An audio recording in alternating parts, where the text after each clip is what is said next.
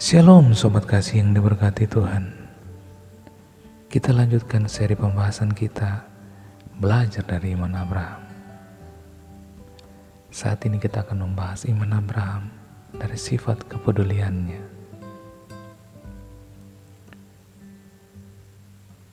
Mari kita membuka Alkitab kita dalam kitab Kejadian 18 ayat 16 sampai yang ke-33. Apabila Bapak Ibu di rumah sudah menemukannya, bisa membacanya secara pribadi. Kita akan membaca ayatnya yang ke-24 yang berbunyi demikian. Bagaimana sekiranya ada 50 orang benar dalam kota itu? Apakah engkau akan melenyapkan tempat itu? Dan tidakkah engkau mengampuninya karena ke-50 orang benar yang ada di dalamnya? Kisah dalam Kejadian 18 ini menceritakan tentang kota Sodom dan Gomora yang akan dibumi hanguskan Tuhan karena dosa dan kekejian mereka. Banyak keluh kesah manusia di zaman itu terhadap kota ini. Sodom dan Gomora digambarkan adalah seperti kota yang penuh dengan kekejian di mata Tuhan. Seperti yang saya baca di beberapa artikel, dosa yang paling berat bagi Sodom dan Gomora adalah pernikahan sesama jenis. Kepedulian Abraham terlihat jelas ketika ia bersyafaat bagi kota ini. Abraham memohon kepada Allah agar tidak menghukum Sodom dan Gomora akibat dosa dan kekejian mereka. Yang walaupun Abraham di sana hanya sebagai orang asing yang tidak lahir di kota itu, tetapi karena rasa kepedulian Abraham, ia mau memohonkan agar mereka diampuni. Abraham berkali-kali bernegosiasi dengan Tuhan.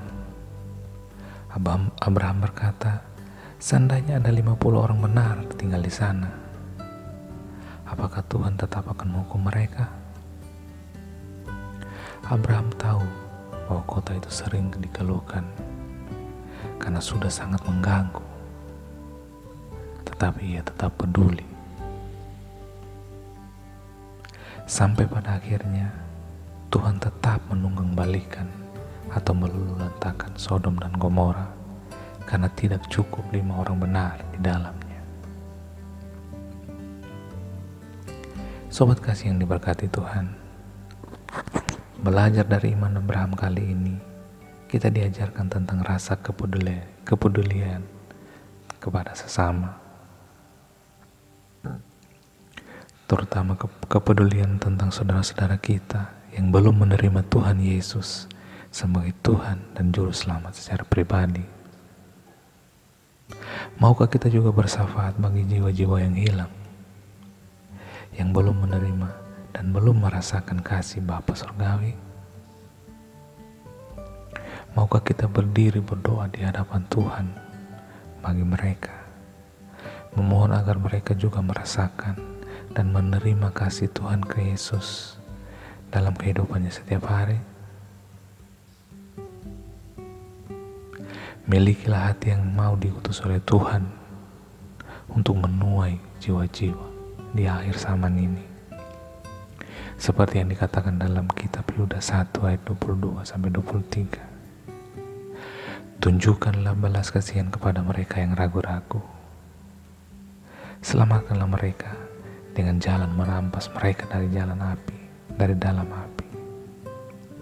Tetapi tunjukkanlah belas kasihan yang disertai ketakutan kepada orang-orang lain juga. Dan bencilah pakaian mereka yang dicemarkan oleh keinginan-keinginan dosa. Semoga renungan ini bisa menjadi berkat. Tuhan memberkati. Mari kita berdoa. Bapa kami yang ada di surga, kami mengucap syukur atas segala berkat-Mu bagi kami. Terima kasih Tuhan, Engkau masih mengizinkan kami mendengarkan renungan ini. Bantu kami Tuhan untuk dapat memahami firman-Mu ini, dan tolong kami agar kami juga dapat menjadi pelaku-pelaku firman dalam nama Tuhan Yesus. Amin.